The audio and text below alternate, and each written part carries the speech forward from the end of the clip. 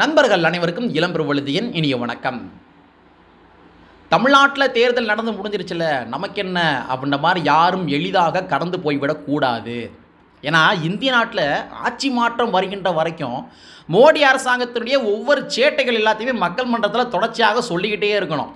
மோடி அரசாங்கத்தினுடைய சர்வாதிகார போக்குகள் எல்லாத்தையுமே மக்கள் மன்றத்தில் தொடர்ச்சியாக சொல்லிக்கிட்டே இருக்கணும். ஏன்னா நாம் போடுற ஒரு சில பதிவுகள் மேபி யாராச்சும் ஒரு ஆளாச்சும் அரசியல்படுத்தும் இல்லையா, ஏதாச்சும் ஒரு இடத்தையாச்சும் சின்ன மாற்றங்களை ஏற்படுத்தும் இல்லையா, அதற்காக ஆட்சி மாற்றம் வருகின்ற வரைக்கும் மோடி அரசாங்கத்தினுடைய சர்வாதிகார போக்குகள் எல்லாத்தையுமே மக்கள் மன்றத்தில் தொடர்ச்சியாக முன் வச்சுக்கிட்டே இருப்போம். ஸோ அதன் அடிப்படையில் இன்றைக்கி சமூக வலைத்தளங்களில் புரட்டி பார்த்துக்கிறப்ப ஒரு முக்கியமான செய்தி, அந்த செய்தியை பார்த்தோன்னே கடுமையான கோபம்.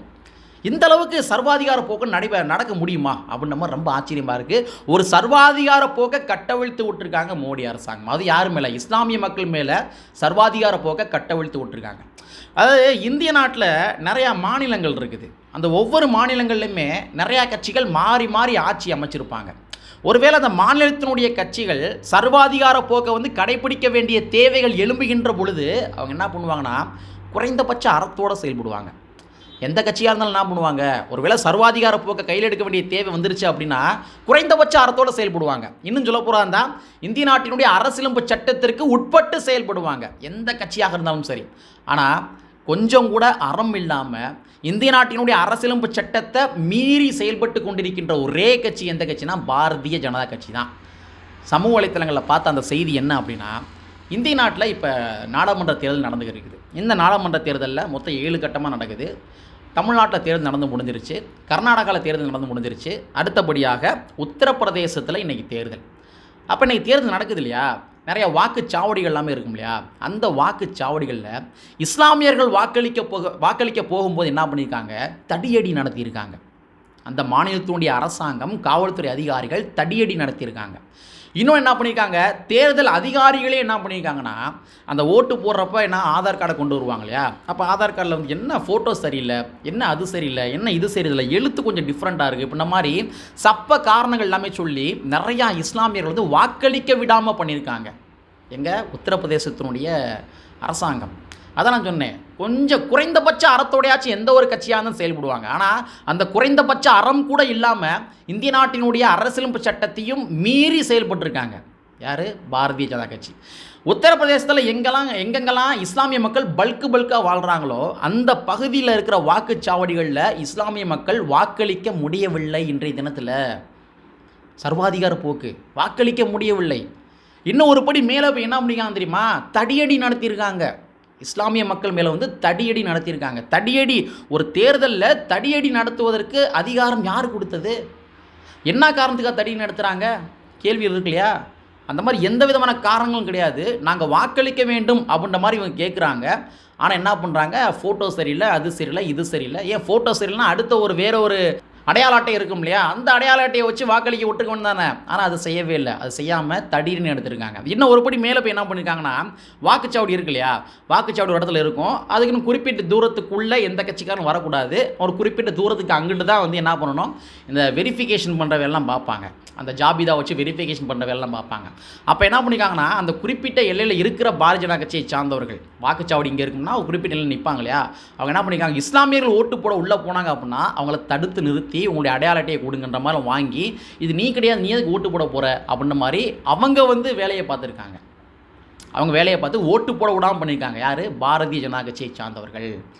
ஸோ ஒரு அரசாங்கம் எந்த அளவுக்கு, ஏன்னா உத்தரப்பிரதேசத்தில் ஆளுகின்ற அரசாங்கம் யாருன்னு பார்த்தோம்னா பாரதிய ஜனதா கட்சி. அப்போ ஆளுகின்ற அரசாங்கம், ஆட்சி அதிகாரம் எங்களுடைய கையில் இருக்குது என்ற காரணத்துக்காக இந்திய நாட்டினுடைய அரசியலமைப்பு சட்டத்தையும் மீறி குறைந்தபட்ச அறம் கூட இல்லாமல் இஸ்லாமிய மக்களை வாக்களிக்க விடாமல் தடுத்துருக்காங்க. இப்போ எவ்வளோ பெரிய சர்வாதிகார போக்குன்னு செயல்பட்டு இருக்காங்க பாருங்கள். அப்போ இப்பேற்பட்ட ஆட்சி நமக்கு தேவை தானே. இதை எதற்காக சொல்கிறேன் அப்படின்னா, ஒரு தனிநபர் எந்த மதத்தை வேணாலும் சார்ந்து இருந்துடலாம், எந்த மதத்தை வேணாலும் சார்ந்து இருக்கலாம். ஏன்னா அவனுக்கு ஃபுல் ரைட்ஸ் அரசியலமைப்பு சட்டமும் தருது, நீ எந்த மதத்தை வேணால் பின்பற்றுக்கடா அப்படின்ற மாதிரி கொடுக்குது. ஆனால் ஒரு அரசாங்கம் எந்த மதத்தையும் சார்ந்து இருக்கக்கூடாது, இது உண்மை. இது அரசியலமைப்பு சட்டம் சொல்லுது, ஒரு அரசாங்கம் எந்த ஒரு மதத்தையும் சார்ந்து இருக்கக்கூடாது. ஆனால் மோடி அரசாங்கம் பகிரங்கமாகவே நாங்கள் இந்துக்களுக்கான ஒரு தேசத்தை அமைப்போம் அப்படின்ற மாதிரி பகிரங்கமாக சொல்கிறாங்க இல்லை. அப்போ இது சர்வாதிகார போக்கு தானே இது. இது சர்வாதிகார போக்கு. அதே மாதிரி இந்திய நாட்டினுடைய அரசியலமைப்பு சட்டத்தை மீறி செயல்பட்டு இருக்காங்க அப்படின்றதான் நிதர்சனமான உண்மை. அப்போ இதே மாதிரி கொஞ்ச நாளைக்கு முன்னாடி யோகி ஆதித்யநாத் தேர்தல் பிரச்சாரத்தில், முதலமைச்சர் தேர்தல் பிரச்சாரத்தில் என்ன பண்ணார்னா, பகிரங்கமே மக்கள்கிட்ட பார்த்து சவால் விடுறாரு. பார்த்துருவோம் 20% இஸ்லாமியர்களா 80% இந்துக்களா பார்த்துருவோம், நேரடி சவால் விடுறேன் அப்படின்ற மாதிரி பிரச்சாரத்தில் ஒரு முதலமைச்சர் கேண்டிடேட் வந்து பேசுகிறாரு. ஓப்பனாகவே வெறுப்புகளை விதைக்கிறாரு. இந்து மக்கள் எல்லாருமே இஸ்லாமிய மக்கள் வந்து நீங்கள் வெறுப்பாக பாருங்கள் அப்படின்ற மாதிரி வெறுப்புகளை வந்து விதைக்க ஆரம்பிக்கிறாரு. இன்னும் பல சர்வாதிகார போக்களோடு செயல்படுறாங்க. யார்? நம்ம மோடி அரசாங்கம், யோகி ஆதித்யநாத் அரசாங்கம். அந்த ஊரில் தான் ஒரு இஸ்லாமிய பெண்மணி போராட்டம் பண்ணாங்க அப்படின்ற காரணத்துக்காக அந்த இஸ்லாமிய பெண்மணியுடைய வீட்டை வந்து புல்டோசரை வச்சு இடித்தாங்க. யார்? யோகி ஆதித்யநாத் அரசு. அப்போ எந்தளவு சர்வாதிகார போக்குன்றதை பாருங்கள். இந்திய நாட்டுக்குள்ளே வந்து வாழ்வதற்கு, இஸ்லாமிய மக்கள் வாழ்வதற்கு ஃபுல் ரைட்ஸ் இருக்குங்க. ஆனால் வந்து நீ வாழக்கூடாது, நீ வந்து எங்களுடைய வளங்கள் எல்லாமே சுரண்ட விதமாக நீ இருக்கிற அப்படின்ற மாதிரி ஒரு புதுவிதமாக கற்பிதங்கள் எல்லாமே பண்ணி அதன் மூலமாக வெறுப்பு பிரச்சாரங்களை கட்டவிழ்த்து விட்றாங்க. அப்படின்னா இது எப்பேற்பட்ட ஒரு அரசாங்கம், கேவலமான அரசாங்கமாக இல்லையா? கடந்த நாடாளுமன்ற கூட்டத்தொடரில் மோடி அரசாங்கம் என்ன பண்ணுறாங்கன்னா, மௌலானா ஆசாத் என்று சொல்லப்படுகின்ற ஒரு திட்டம், அந்த திட்டத்தை வந்து எடுத்துடுறாங்க. இந்த திட்டம் யாருக்கான திட்டம்னா, இஸ்லாமிய மக்களுக்கான திட்டம். அதாவது சமூக நல்லிணக்க ஆராய்ச்சி கல்விகளில் இஸ்லாமிய மக்கள் வந்து இது படிக்கலாம், ஸ்காலர்ஷிப்போடு வந்து அந்த பட்ட படிப்பு வந்து படிக்கலாம், முனைவு ஆராய்ச்சி கல்வி படிக்கலாம், இந்த பிஹெச்டின்னு சொல்லுவாங்க இல்லையா, அந்த பிஹெச்டி படிக்கலாம். என்ன பண்ணுறாங்கன்னா, அந்த திட்டத்தை எடுத்துடுறாங்க. மோடி அரசாங்கம் திட்டத்தை எடுத்துடுறாங்க, கல்வியில் கை வைக்கிறாங்க. இஸ்லாமிய மக்களுக்கு ப்ரீ மெட்ரிக் ஸ்காலர்ஷிப்பு, இஸ்லாமிய மக்களுக்கும் அதேமாதிரி கிறிஸ்தவ மக்களுக்கும் ப்ரீ மெட்ரிக் ஸ்காலர்ஷிப், சிறுபான்மை மக்கள் என்று சொல்லப்படுகின்ற மக்கள்லாம் இருக்காங்க இல்லையா, அவங்க எல்லாருக்குமே ப்ரீ மெட்ரிக் ஸ்காலர்ஷிப் வந்து இருக்குது. அந்த ப்ரீ மெட்ரிக் ஸ்காலர்ஷிப்பை மோடி அரசாங்கம் என்ன பண்ணுறாங்க, எடுத்துடுறாங்க, கல்வியில் கை வைக்கிறாங்க. அப்போ மோடி அரசாங்கம் ஒரு அரசாங்கம், இந்திய நாட்டினுடைய அரசாங்கம் மதச்சார்பற்ற அரசாங்கமாக இருக்கணும். ஆனால் மதத்தை வந்து கையில் ஏந்திக்கிட்டு எப்படி இவங்கெல்லாம் இத்தனை நாள் வரைக்கும் எப்படி மக்கள் விட்டு வச்சாங்கன்னே தெரியல எனக்கு, சரிங்களா?